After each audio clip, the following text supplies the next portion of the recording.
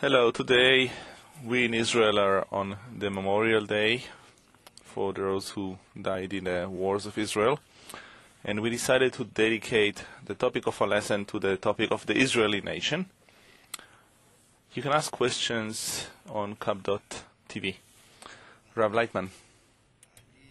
I don't know what to start with.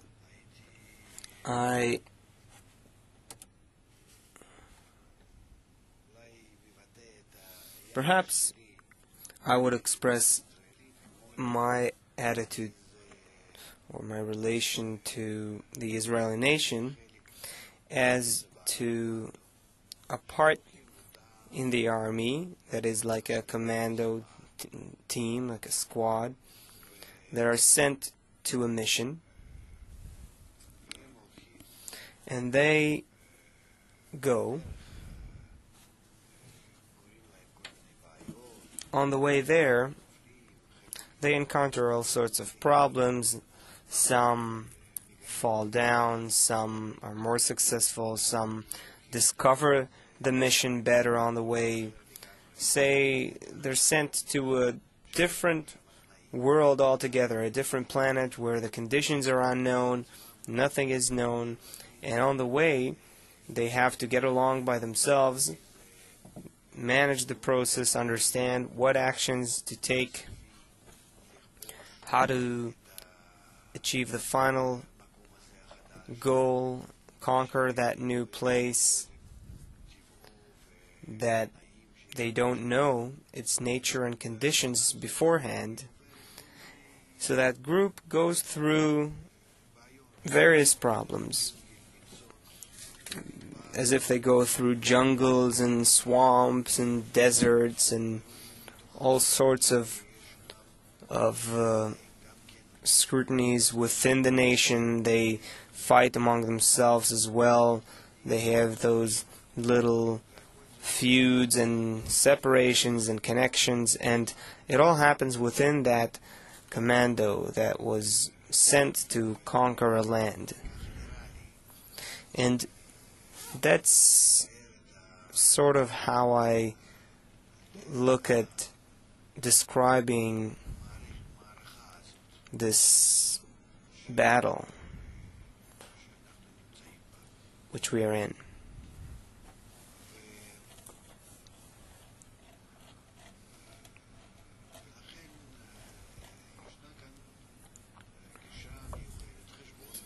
So there's a certain calculation and a certain approach to our friends who fell on the way, those pulling us forward, those showing the path on which we advance. There's many steps in this process.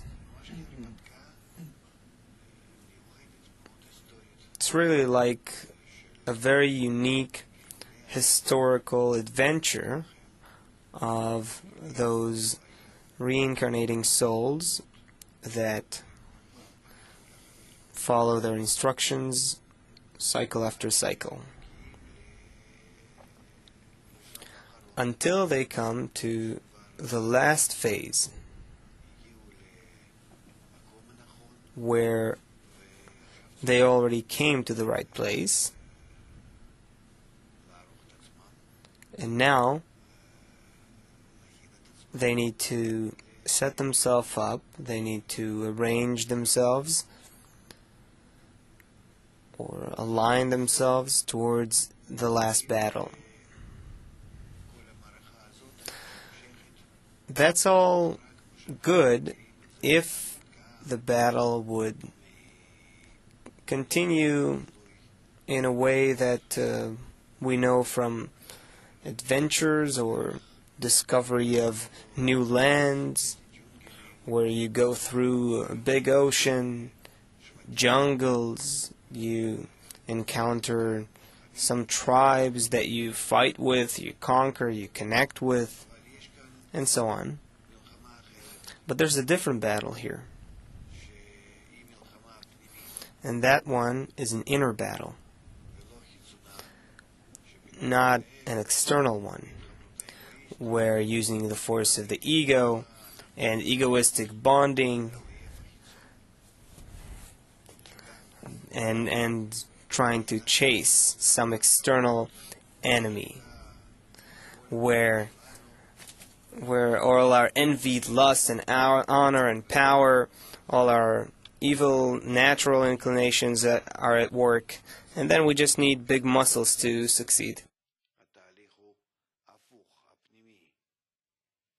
Here we're talking about a complete opposite internal process, where we all have to succeed in the inner war.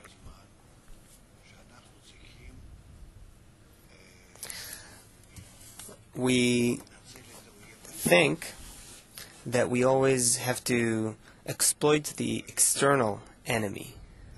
To win over, to triumph the external enemy. In truth, it's only an imagination. If we win over ourselves, then the external enemy disappears. If not, we have to fight the external enemy as well in the meantime in order to buy us some time, because we are entering the time zone now. If we're not working against the inner enemy, then that's where we have to meddle with time. So we have to do an external action to buy us time for spiritual action. That's why we're in a world that is completely divided into two. Part of it is corporeal, part of it is spiritual. And this is how we have to relate to our friends. Those who are with us in corporeal systems and those who are with us in spiritual systems. Both have a good and beautiful part in this great battle towards the final correction.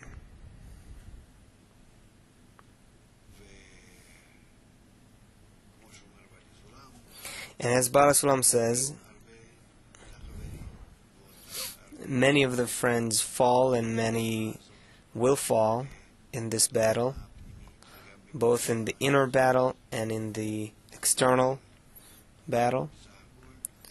However, all in all,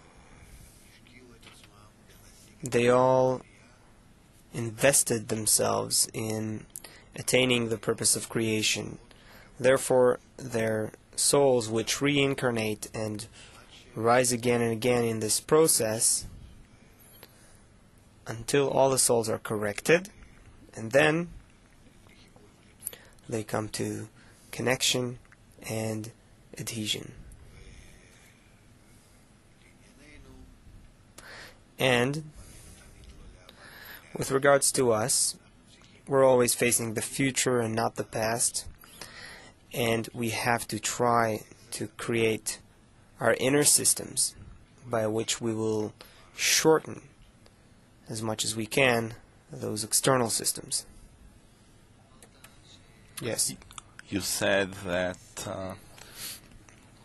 Israel are like a commando, an elite unit that is sent to a special mission. Yeah. Where? To conquer the evil inclination. Israel means the spark, the point in the heart that is like an alien force within a hostile land or a hostile country. But I'd like to say this circle is the hostile land, and this is Israel.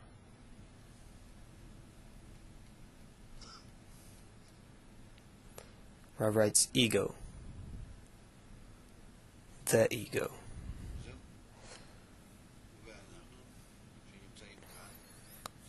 And we found here should really try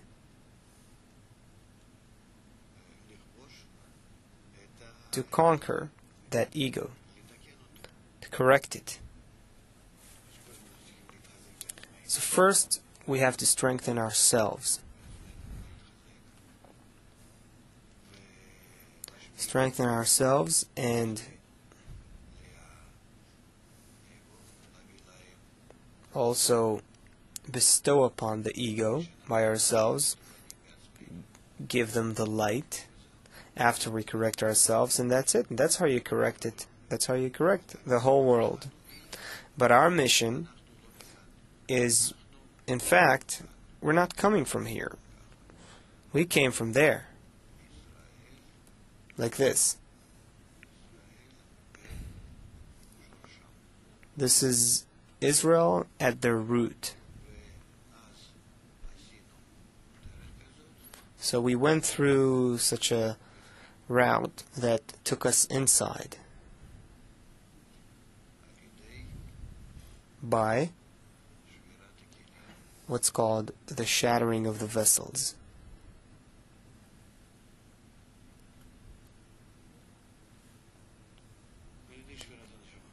The shattering of the collective soul. And we went in,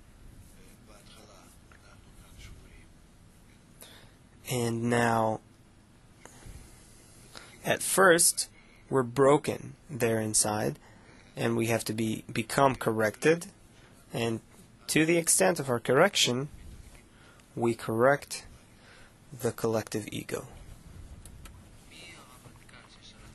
Who's the chief of staff that sent this command unit? Him, the creator. Israel is a part of him. It's called Galgalta Enaim, vessels of bestowal.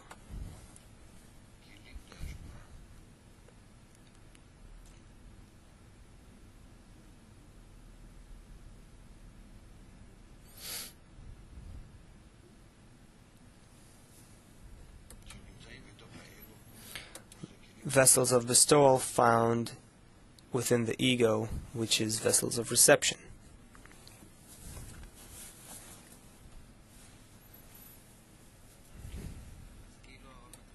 So, seemingly this chief of staff sent his command unit. Sent the commando, gave them strength, gave them the connections, everything. And if they're connected to him, but they have no choice. He broke them. He shattered them. What does it mean? In order to put them inside the hostile land, he had to give them the same form of that hostile land. It's like we go into a country as an undercover team. And each one of us is exactly like the people of the land.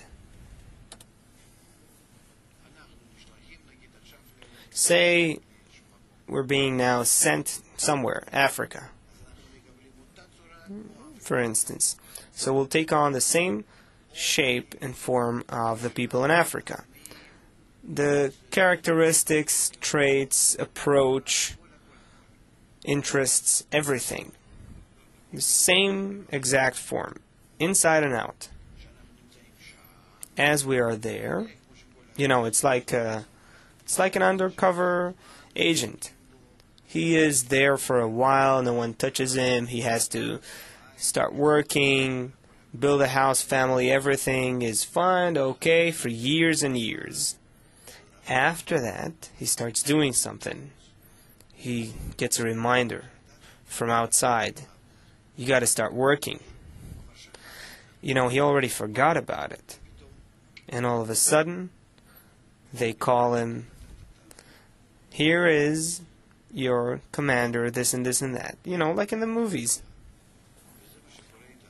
And like in Jason Bourne. And this is what's happening with us. We have to wake up.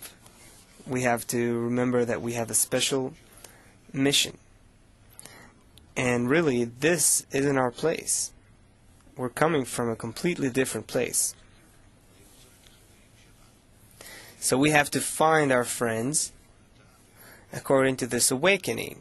Did you get a phone call? I got a phone call. He got a phone call, and so on. And then we gather as a group.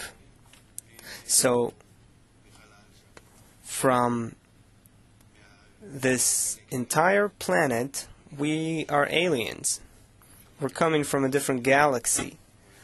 We received this ray of light, this awakening, individually, and now we're gathering as groups, starting to prep ourselves to conquer Earth. That's the mission. What? You don't see it? How do we conquer it? How do we conquer it? We're also sent the method. We're being shown everything gradually. We're being taught.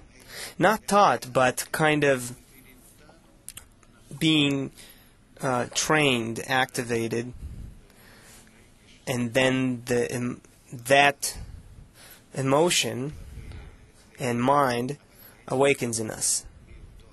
But in fact, it's new to us, but in fact it's coming from our original planet. And thanks to that original natural force we have, we will take over. We'll take over those living on Earth. What are you looking at me like that? You don't believe what I'm telling you? I'm telling you seriously. It's even more than that. It's not a different galaxy. It's a different universe. It's a different dimension altogether. That's who we are. You got something from Baal Sulam? Actually from Rabash.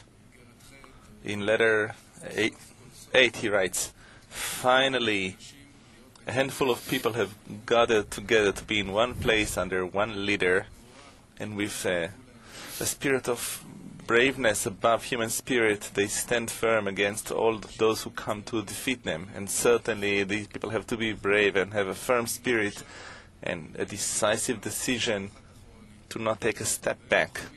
And they are fighters, warriors of the first degree, who will fight against desire until their last drop of blood. And all their aim is only to win that war for the honor of the Creator." Well, for our homeland, let's say, the old one, the one back there. Yes.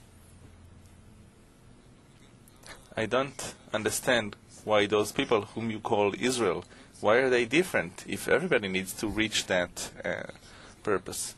So it's only a matter of time? Why are they aliens?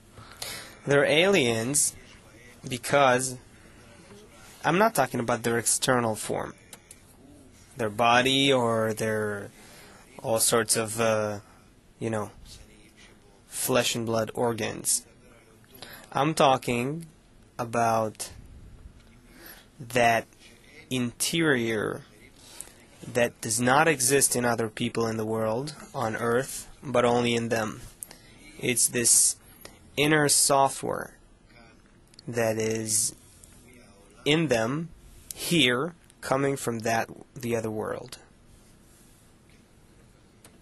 Others don't have it? Others don't have it. But everybody has a point in the heart. No, there's none. No. And they only won't those. And they won't have it? We'll see. They will maybe go through something in order to have that. But in the meantime, that's not the concern. What we're talking about now is the phase where those undercover agents have to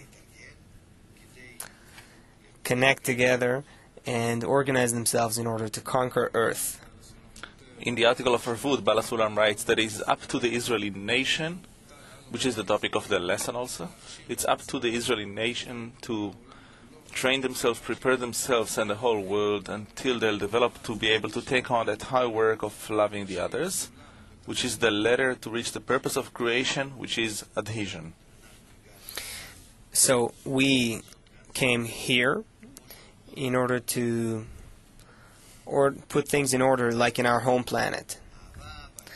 There, everything is in order to bestow. It's complete love. It's something opposite to what we have here. We came here in order to finish all the, how to put it, the horrible order that happens here, where the people of Earth are ruining themselves, they're annihilating themselves. Soon they're going to put an end to their life here.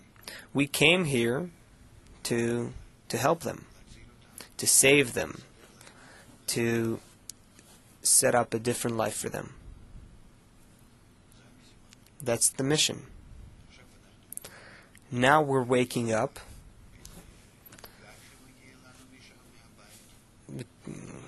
coming from this kind of wave that is coming from our home planet. We're being activated to start working.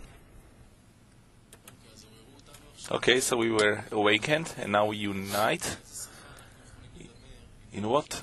Using what language can we talk to those who didn't come from that planet? I don't know. That's already the technology. You're asking, I don't know. That's I don't have a clue. Maybe we'll throw into the water something, how do you call that? We'll throw them some magic remedy. I don't know. You're asking about the implementation already. What I'm talking about is the status itself. Yes, Moti. That special group was actually founded in Abraham's tent. He was their first commander. Throughout history, it actually did conquer humanity, Earth, in many areas, culture, science, and it did it successfully. But it wasn't founded for that purpose. We know it was founded in order to take humanity towards the correction. Now it has to really conquer and realize the goal, the role for which it was founded. Where should it come from, that desire? Out of us or from the outside to influence us, to force us? Where should this desire to conquer Earth come from and to correct the world? This is the task that you receive, and that's it. It's the mission that you get, and that's it. You have inner foundations that where this hard drive with the data is being revealed in you, and the ability to connect to that higher force, that ray of light that comes from the home planet, where you can feed on that and get a feed from there. And then how do you work? You work from the hard drive through your external body that operates towards the people of the world. Then you can have contact with them. When she wanted to conquer, then in science she gave birth to Einstein. Now in the correction, what? No. There was no intention to conquer, not the culture or religions or science. That's incorrect. That's what you're adding to my story, which is incorrect. There was no issue there. There was no special task in that. No. Because there are preparations for a spiritual action, so they also have excellence in corporeal actions, but it's not more than that. And most of that also comes from the fact that they are an ancient nation that exists to this day. It isn't like that this is part of carrying out a special plan. You can say that to some extent, in terms of religions, that religions indirectly are preparing humanity to the idea, but it's not like the group did it on purpose. No, for sure not. Because they almost managed to succeed in assimilating, canceling themselves, dissolving in the people of earth, the earthlings. You know, there are such theories that Jews aren't from this world, that they are from other planet. So I agree with that. Yeah. You see, the story came out actually nice. Yes, Mike? Can we say the following, that in order to fulfill the mission, that commando first has to locate one another? Yes. Yes, this is given to them. You know, it's like when you're in a foreign land and someone tells you, this guy and the other guy were also sent like you, and you have to join together to fulfill your mission. That's how we join a group. Okay? Okay, what, guys? You want to add something to the story, or what?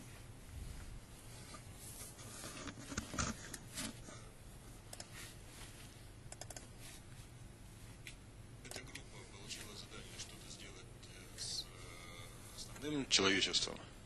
То есть она должна превратить его в такую же группу, или она должна изменить какую-то часть свойств в основном человечестве? Translate. This humanity received a mission to do something with the main humanity. This group received this mission, or to add all of humanity to its group, or what? It's the same thing. It's one and the same. Whether you change humanity or join humanity, or it doesn't matter. It's the same thing. Whether you say it like this or like that, it's the same thing exactly. Because basically, you're letting the light work. It's neither this group or the others do anything. It's just actions making them more sensitive for the influence of the light, which gives the awakening to all. Yes.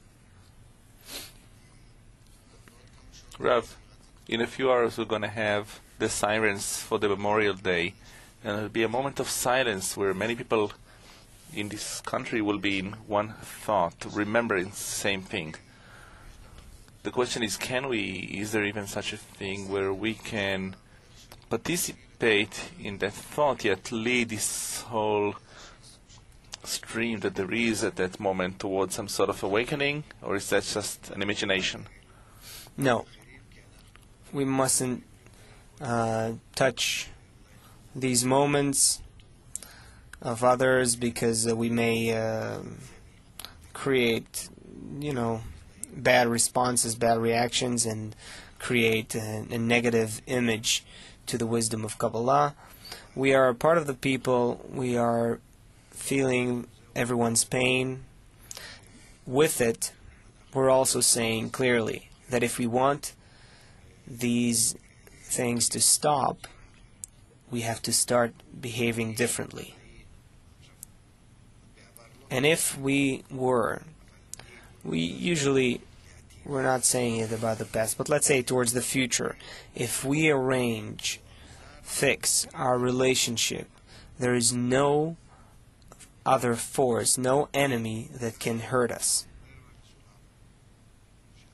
And this is what Baal Salam says, that no other nation, no other control can come to us and do something to us.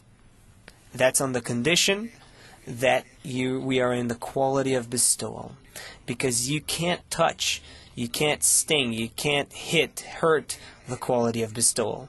It's a quality that the ego has no grasp of. It's in contrast to it. It has no access to it. It's the same thing like corporeality towards spirituality. You can't do anything about it. It's just like magic. It's something unnatural. It's really above nature.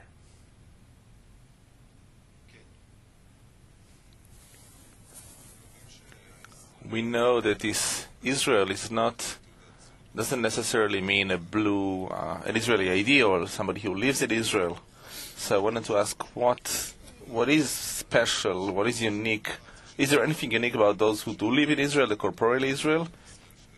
Or is it only one in which the inner point of Israel has not awakened? Is there anything special about who just live here? The soil and the land and the country here is nevertheless some symbol, not today yet, but hopefully it's a symbol of a country that has to be entirely built and based on the force of bestowal, on mutual love. Love thy friend as thyself. Don't do to your friend what is hated for you. Everyone is one man and one heart in mutual guarantee, arvut. Here is the place, and here you have the best conditions to do that. That's why those who are drawn to spirituality are in some way also drawn here. You can't build the land of Israel in Madagascar or in Uganda. State. There's a root and spiritual branch issue here, and we have to take it into account.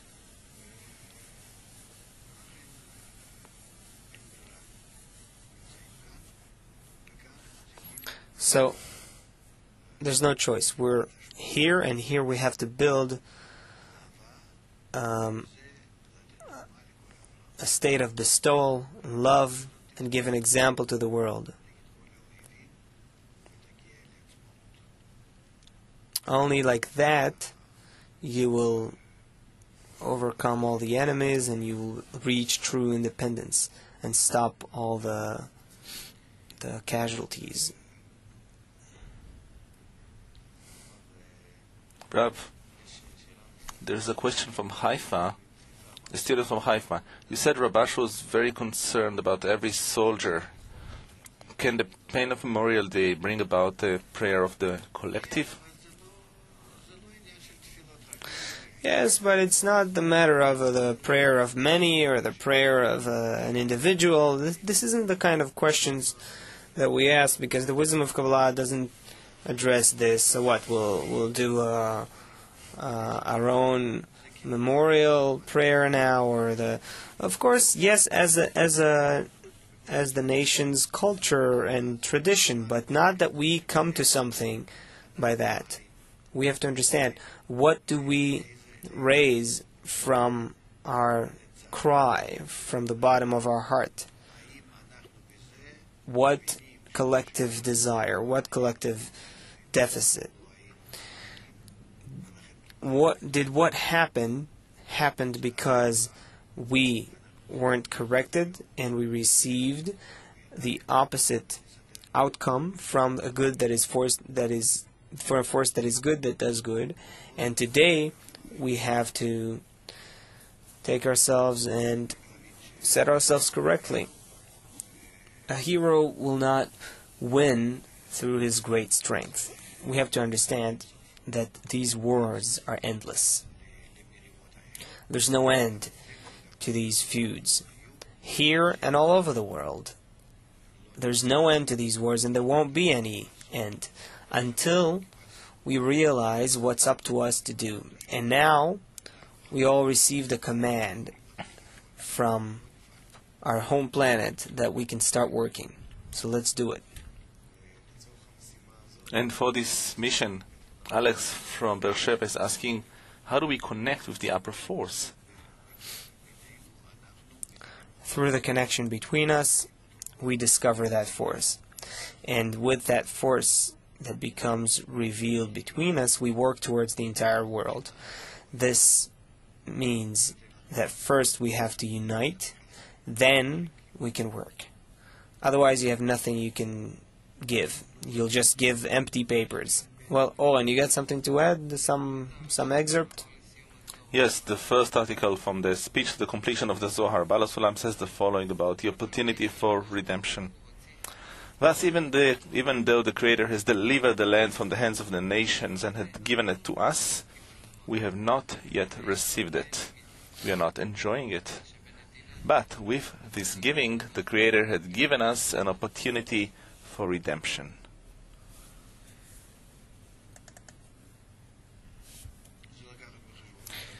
Well, keep it in mind that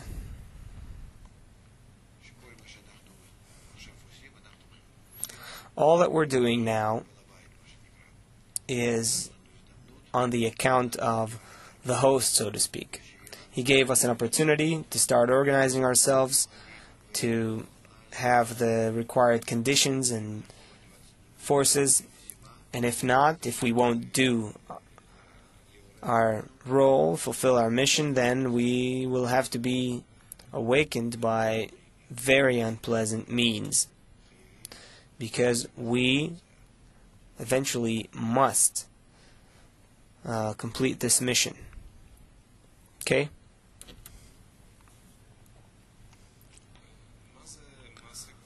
What is an act of heroism in that inner war? A heroic act in the inner battle is when a person puts himself in front of his evil inclination and he doesn't budge until he forces the Creator to correct it. To continue Glycerin's question, in a corporeal war, there are situations where a soldier may sacrifice himself for the rest of his friends, for his homeland. What does it mean in our inner war to sacrifice yourself?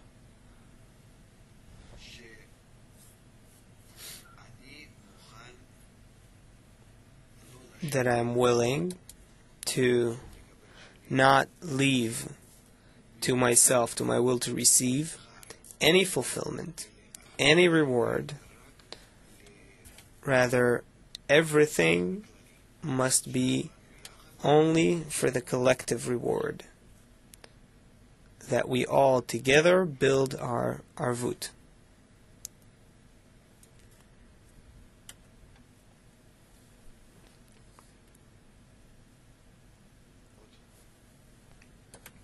Yes.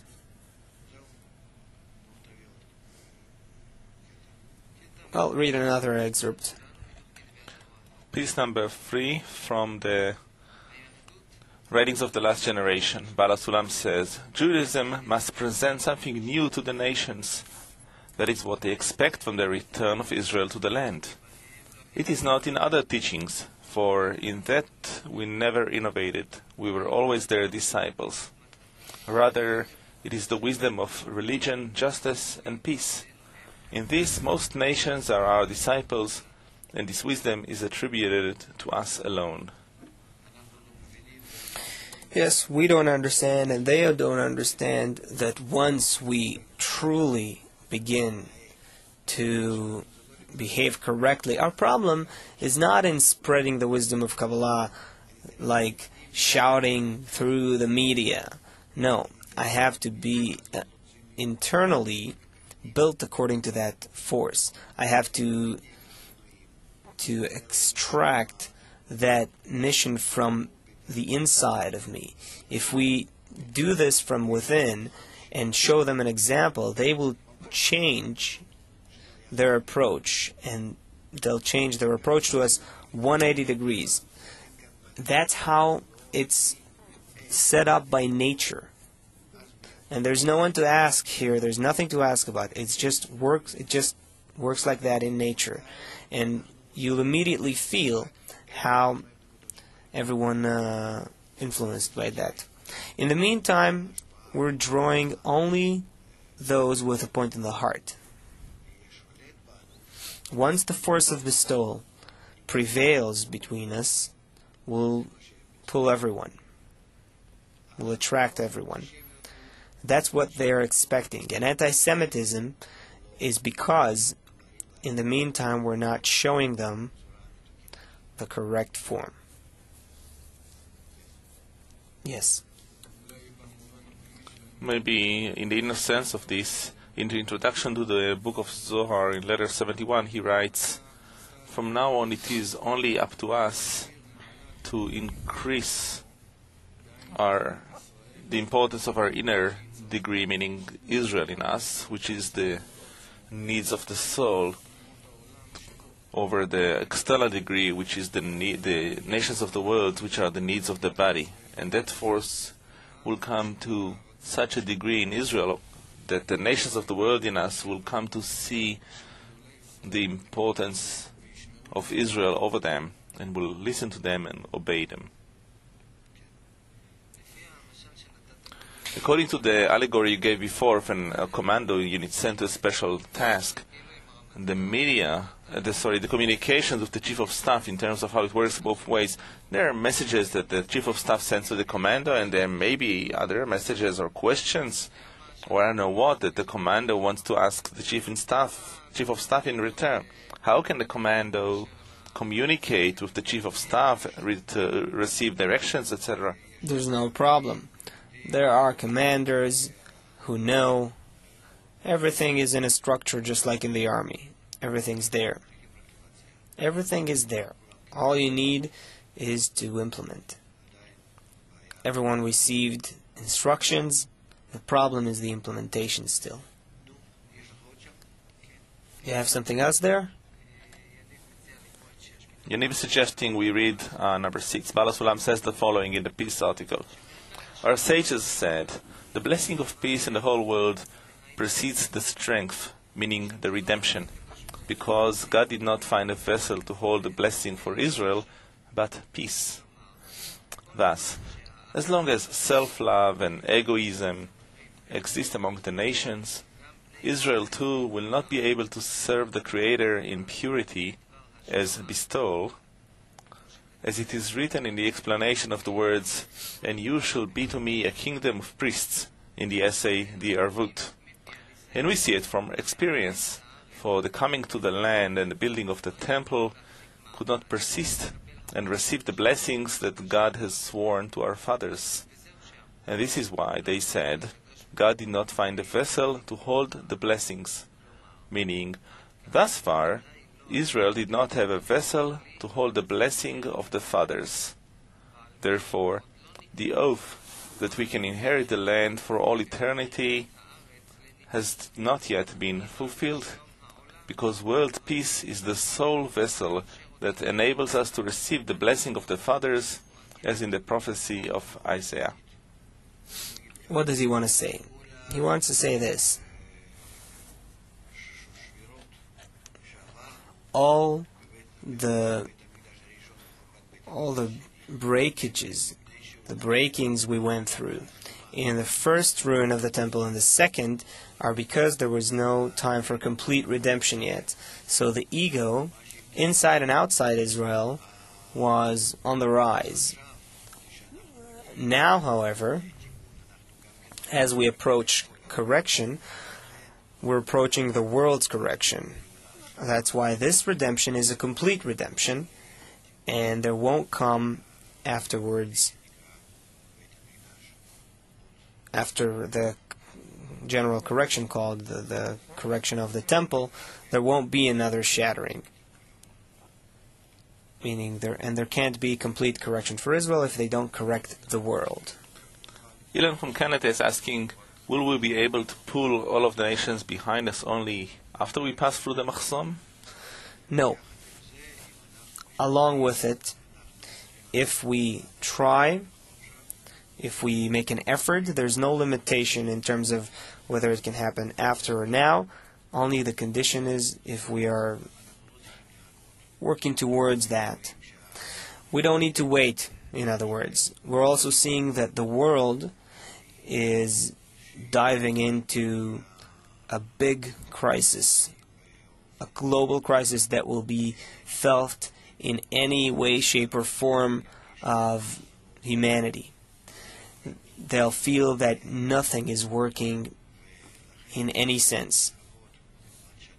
And therefore we mustn't wait until we set ourselves up here and then towards them. No. Just like we, everyone else, have to start accepting the method of correction and make sure that we are realizing it. Samir from Hadera is asking, how do we cope with the fact that we are not succeeding in interpreting the intelligence that the Kabbalists are giving us?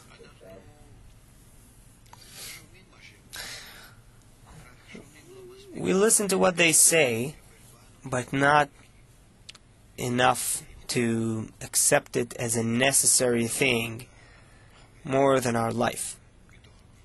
In fact, achieving love of friends within the group in order to receive the higher life, the higher force, what is supposed to be more important than that? Even corporeal life. So what's the difference if I die now or in 20 or 30 years? What's the big deal? What is it? Whereas if I acquire spiritual life, that's it. That's eternity and perfection and everything. That's all there is.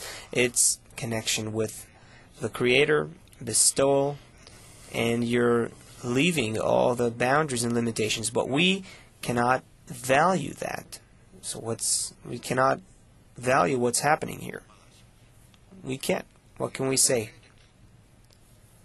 You know, it's for the homeland, for the home planet. That's what we should work for.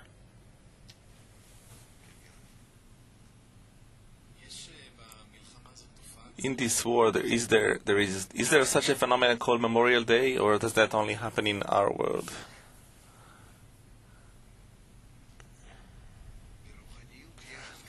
In spirituality, there is the recollection of the souls, or the mentioning of the souls. Perhaps that's sort of the Memorial Day. Meaning it's not the Memorial Day that a few rabbis determined years ago. I think Rabbi Ovadia told it that that was the day. I don't know exactly, but anyway, what do I want to say? There's the memory of the souls, the memorial of the souls, which means that we are ready to connect to the parts in us that have died, that we weren't able to correct, and now we do want to bring them to life. By that, we give thanks to the Creator that these dead parts are connected to us. They're dead in their ego, but they're connected to us in a way that we can awaken them, connect them to us, and sanctify them, which means make them work in order to bestow. We're talking about the souls here. The bodies are something that comes and goes. But the souls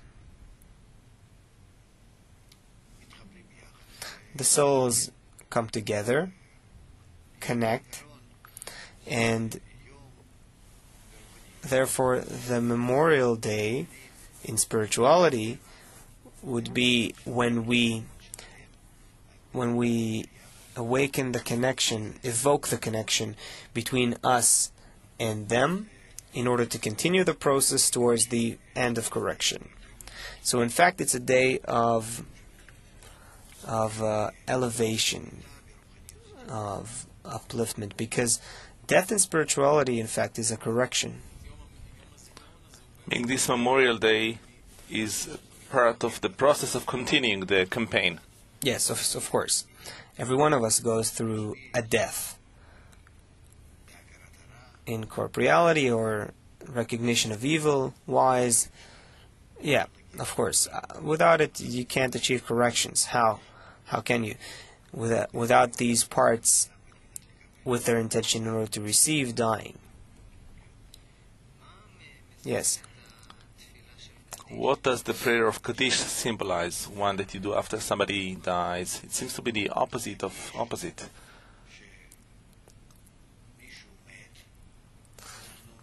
Kaddish is that we say thanks to the Creator when someone dies, right? This is what we're saying in the blessing. The praise the name of the Creator and His greatness. Why? Because someone close to me has died? How can I say such a thing? Right? So all those things are talking about the spiritual level. If I'm on the spiritual level, I'm looking at the will to receive, which passed away in its egoistic form by the lights influenced by the Creator, that finally influenced it in a way that this part passed away, and now I can do what's called the revival of the dead, meaning take the will to receive that was passed away with the intention in order to bestow and begin to work with it that was passed away in order to receive and begin to work with it in order to bestow. So, the death of the ego, of the intention to receive, when there's only a body left without an intention, and the body rots, and then I can start working with it, with that desire to receive. That is great aid from above. That's why I'm grateful for it. That's why we're saying, praise the Creator. That's why we're saying the prayer of Kaddish. To us it's a contradiction, because we're egoists. Sure. How can I thank the fact that for the fact that a close person to me has died? This is what's happening with us. But really, if you look at all our prayers, if you start delving into what they mean, you'll see that it's really not making sense towards our life. It's all irrational. It's all complete lack of sense, of any common sense.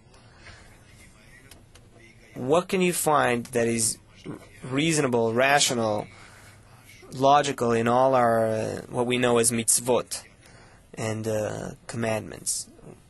There's nothing, because it's all coming as a replication of spirituality.